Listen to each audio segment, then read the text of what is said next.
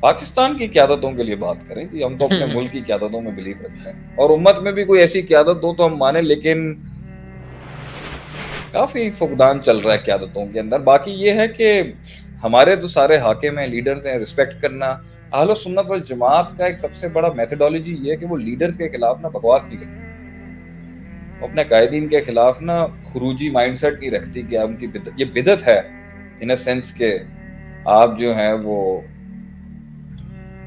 بڑے بڑے علماء نے اس پہ بڑی کتابیں لکھی ہیں.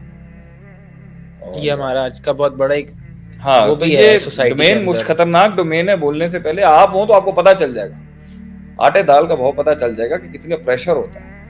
لیکن اگر اس میں بھی دیکھا جائے تو اللہ تعالیٰ سے دعا کرنی چاہیے، اللہ تعالیٰ اس میں مزید بہتری لے کے آئے اور ہم کچھ کنٹریبیوٹ کر سکتے ہیں. آپ مائکرو لیڈرشپس کی بھی بات کریں تو پاکستان کے لیے ہم تو جتنا کر سکتے ہیں ہم ضرور کریں گے.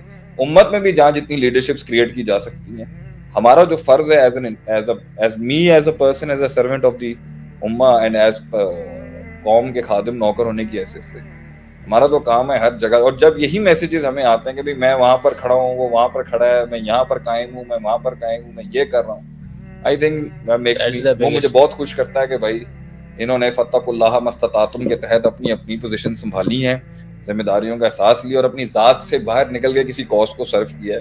یہ میرے خیال سے زیادہ کام ہے آج کرنے والا. بالکل. سوڑا ہے.